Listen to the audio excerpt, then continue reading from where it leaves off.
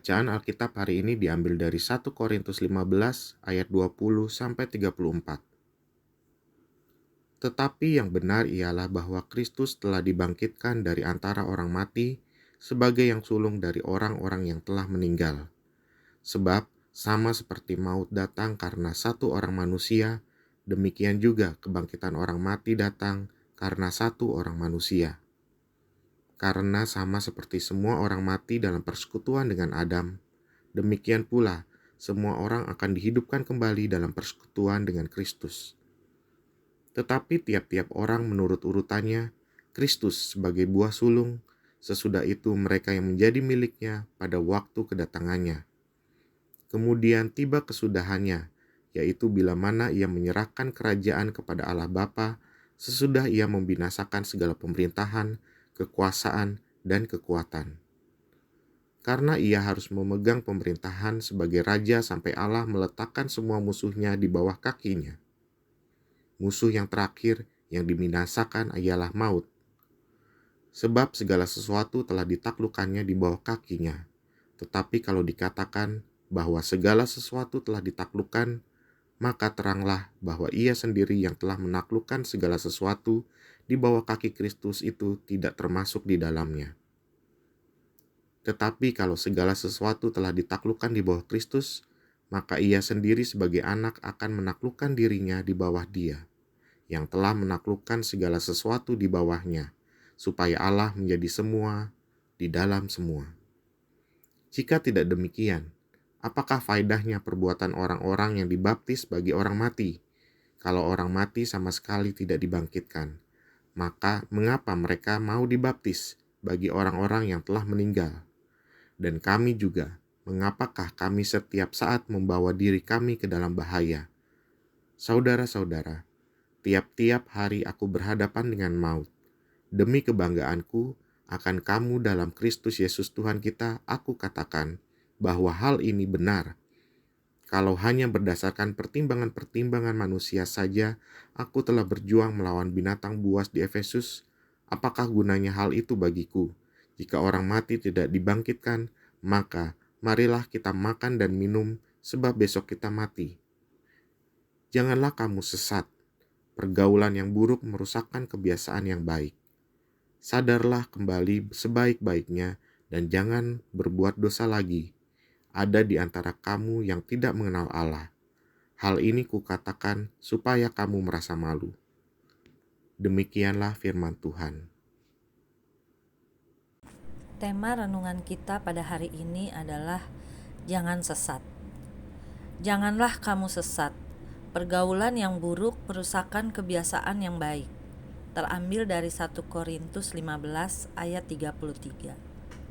Hari ini, sebagian orang merayakan Valentine's Day atau Hari Kasih Sayang. Ironisnya, pelbagai media memberitakan bahwa penjualan alat kontrasepsi cenderung meningkat 2 kali lipat menjelang hari Valentine.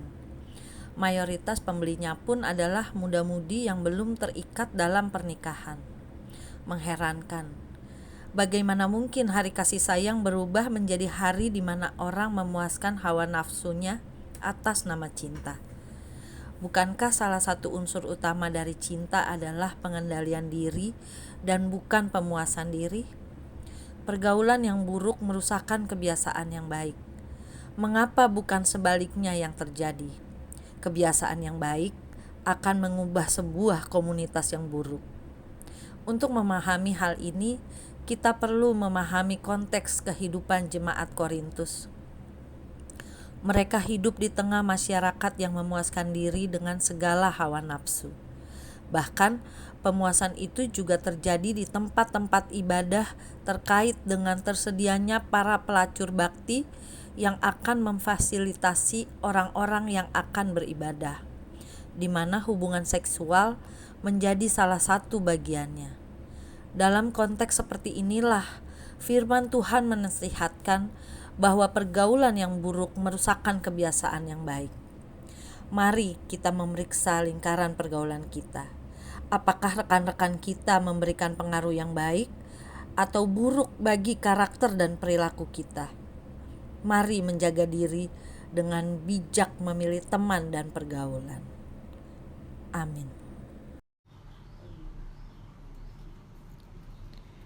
Bapa kami yang di surga, kami bersyukur kalau pagi ini kami boleh bangun dari istirahat malam dengan kekuatan dan kesehatan yang daripadamu.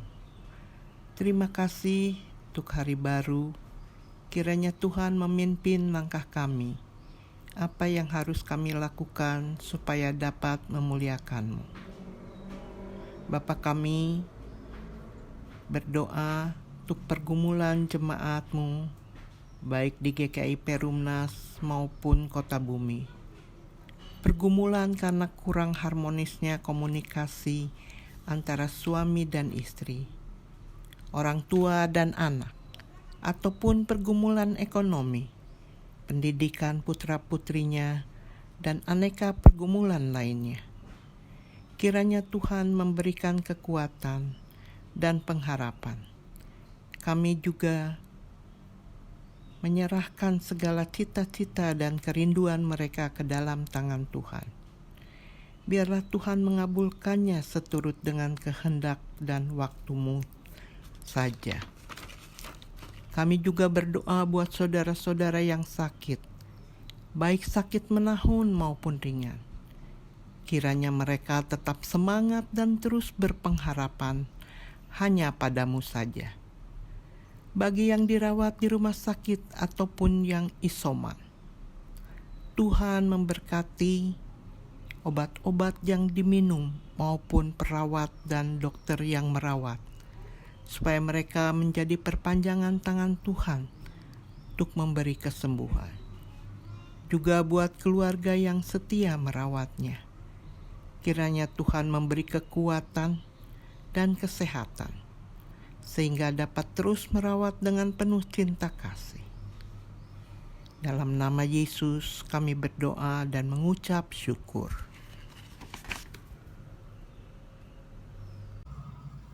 Allah Bapa di surga, kami bersyukur karena Engkau memanggil dan Engkau mengangkat para pelayan-Mu menjadi murid putra-Mu Yesus Kristus. Kiranya para pelayan terdorong untuk semakin melayani gereja-Mu.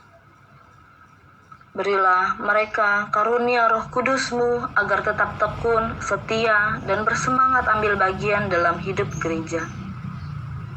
Semoga iman, harapan, dan kasih para pelayan-Mu semakin Kau sempurnakan, sehingga mereka mampu terlibat aktif dalam membangun gereja Kristen Indonesia di Perumnas ini yang signifikan dan relevan, penuh dengan kesetiakawanan dan kemandirian. Semoga dalam keterlibatan hidup bergereja dan bermasyarakat, jemaat-Mu dan pelayan-Mu semakin mencintai-Mu, agar dalam hidup dan perjuangan kami masing-masing, Kau hadirkan dan Kau wujudkan secara nyata diri-Mu sendiri yang mengasihi dan mencintai. Ya Bapa di surga, bantulah kami melaksanakan tugas perutusan kami, sesuai tugas dan pekerjaan kami masing-masing. Kami pun berdoa untuk program kerja gereja yang sudah dibentuk. Kiranya Engkau yang memampukan kami, para pelayan-Mu dan juga jemaat-Mu, untuk menghadirkan Kristus bagi sekitar kami, agar segala sesuatu yang sudah kami rencanakan untuk melayani sesama kami boleh berdampak bagi banyak orang. Bapa, tanpa Engkau kami tidak berarti apa-apa. Pertolongan-Mu dan kekuatan dari-Mu yang memampukan kami untuk melayani tugas pelayanan ini. Kiranya Engkau yang sempurnakan kami untuk semakin serupa dengan-Mu melayani sesama kami. Terima kasih Bapa yang baik. Di dalam nama Yesus Kristus Putra-Mu, Tuhan kami berdoa dan mengucap syukur. Amin. Allah Bapa kami yang penuh kasih, kami juga mengucap syukur Tuhan. Kami juga ingin menaikkan doa kami untuk bangsa dan negara kami Indonesia. Berkatilah kiranya Tuhan, pemerintah yang mengupayakan dan bekerja untuk melayani rakyat. Kiranya mereka dapat melayani dengan talenta mereka, dengan sepenuh hati mereka Tuhan. Kiranya juga Tuhan, mereka juga dapat memberikan yang terbaik dan juga mengupayakan kesejahteraan yang merata bagi seluruh rakyat Indonesia. Kami juga berdoa Tuhan untuk segala program yang sedang diupayakan oleh para pemerintah. Kiranya Tuhan segala upaya program tersebut, salah satunya adalah vaksin, kiranya dapat terlaksana dengan baik dan kiranya seluruh bangsa Indonesia dapat menerima vaksin tersebut Tuhan, sehingga dapat mengurangi angka terpaparnya virus COVID-19. Tuhan, kami juga berdoa untuk keluarga mereka. Berkatilah mereka Tuhan di dalam kehidupan mereka. Kami menyerahkan kehidupan mereka dan keluarga mereka hanya ke dalam tangan-Mu Tuhan. Inilah Tuhan Yesus, doa kami yang jauh dari sempurna, kiranya Tuhan saja yang menyempurnakannya.